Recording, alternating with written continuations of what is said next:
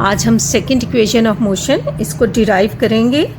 S equal to B I T plus half A T square. इसको derive करने से पहले एक बॉडी है जो स्टार्ट ले रही है अपनी इनिशियल पोजीशन से, ये उसकी ज़ीरो पोजीशन है। फिर वो ए पे पहुंच के हम इसकी मोशन को ऑब्जर्व करते हैं। लेट्स सी कि यहाँ पर इसके टाइम जो है वो 1 सेकेंड में इसकी वेलोसिटी 10 मीटर पर सेकेंड है। उसके बाद ये मूव करती है दूसरे पॉइंट पर, इसकी वेलोसिटी 20 मीटर पर सेकेंड हो जाती है। टाइम जो है वो 2 सेकेंड है हमारे पास। उसके बाद 3 सेकेंड्स में इसकी वेलोसिटी जो है वो 30 मीटर पर सेकेंड हो जाती है और 4 सेकेंड में हमारे पास इसकी वेलोसिटी जो है वो है बी पॉइंट को हम फाइनल ले रहे हैं, तो यहाँ पर ये इसकी फाइनल वेलोसिटी यहाँ ये 40 मीटर पर सेकेंड हो गई। यानी ए यहाँ से इसने स्टार्ट हमने लिया, हमने इसको ऑब्जर्व यहाँ से लिया, तो ये इसकी इनिशियल वेलोसिटी है। सो बॉडी मूव कर रही है ये यूनिफॉर्मली चेंज वेलोसिटी से। यूनिफॉर्मली चेंज वेलोसिटी क्या है? 10 मीटर है 1 सेकेंड, 20 मीटर है 2 सेकेंड, 30 मीटर है 3 सेकेंड्स और 40 मीटर जो है वो 4 सेकेंड है। तो इसमें जो एक्सेलरेशन प्रोड्यूस्ड हो रहा है वो यूनिफॉर्म एक्सेलरेशन है। अब हम इसका ग्राफ स्टडी करते हैं। हमने ये equation with the help of the graph derive करनी है। ये ग्राफ है, यहाँ से ये ज़ीरो पोजीशन है और ये O है। तो जब हम ग्राफ ड्रॉ करेंगे तो ये ज़ीरो और ये A पोजीशन है। ग्राफ हमेशा ज़ीरो से स्टार्ट किया जाता है। ये टाइम को हमने x एक्सिस प्लॉट किया है और वेलोसिटी को हमने y एक्सिस प्लॉट किया है। O से A पर जब ये जाती है, A जो है इसकी इनिशियल वेलोसिटी है। यहाँ पर ऑब्जर्विंग हम इसको ऑब्जर्व कर रहे हैं और यूनिफॉर्मली चेंज वेलोसिटी, उसका ग्राफ आपने पहले भी पढ़ा है, स्टडी भी किया है। तो उसका ग्राफ ये स्लोप की तरह बनता है।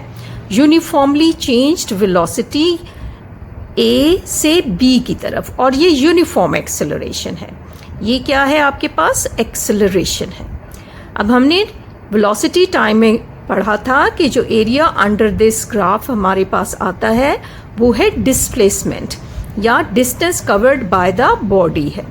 तो चलें अब हम इस इक्वेशन को डिराइव करते हैं। ये तमाम जो है वो एरिया है। यहाँ पर आप देखें तो एक आपको ट्रायंगल नज़र आ रहा है और एक जो है वो रेक्टेंगल आपको नज़र आ रहा है। तो हमने जो डिस्प्लेसमेंट फाइंड करना है वो कैसे फाइंड करेंगे? Let's see, area is equal to area of rectangle plus area of triangle. So area of rectangle plus area of triangle, total area, ये टोटल एरिया है जिसमें आपके पास ट्रायंगल भी है और आपके पास रेक्टेंगल है।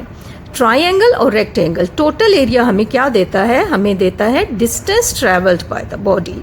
सो S इज इक्वल टू, तो हम इसको कहते हैं डिस्टेंस या displacement travelled by the body, area of rectangle. Rectangle का एरिया क्या होता है? Length into breadth. तो ये हमारे पास आ जाता है length into breadth plus area of triangle, वो भी half into length into breadth. तो चलें अब हम इसको देखते हैं कि इसकी लेंथ क्या है और इसकी ब्रेड्थ क्या है। अब हम यहाँ पर देखते हैं कि area of rectangle plus area of triangle. So ये जो एरिया है ये हमें क्या देता है? ये हमें डिस्टेंस या डिस्प्लेसमेंट हमें देता है। तो हम इसको एरिया को लिख सकते हैं S equal to area of rectangle क्या होता है? Length into breadth plus area of triangle हमारे पास क्या है? Half into length into breadth. अब length area of rectangle, area of rectangle length into breadth. Length हमारे पास क्या है, ओ ए। ब्रेड्थ हमारे पास क्या है, या विड्थ हमारे पास क्या है, O D. O A multiply by O D. So S equal to O A या ओ डी, क्योंकि मल्टीप्लाई हो रहे हैं, जो भी आप पहले लिखना चाहें, O A multiply by O D. अब ये हमारे पास ट्राइंगल है, ट्राइंगल का एरिया क्या है, length into breadth. So half triangle, half length A C, breadth B C, A C multiply by B C, A C multiply by B C.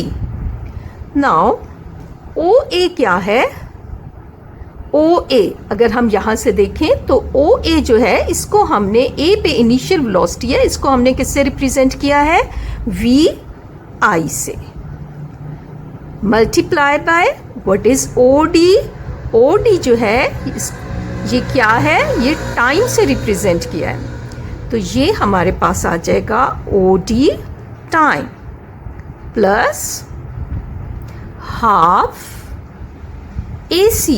What is A C, अगर O D जो है time है, तो ए सी जो है ये भी हमारे पास टाइम है, और ये किसके पैरेलल है, ओ डी के, तो ए सी भी हमारे पास टाइम है, into B C. B C, अब यहां से हमने बी सी को फाइंड आउट करना है, बी सी। सो अब हम बी सी फाइंड करते हैं यहाँ से।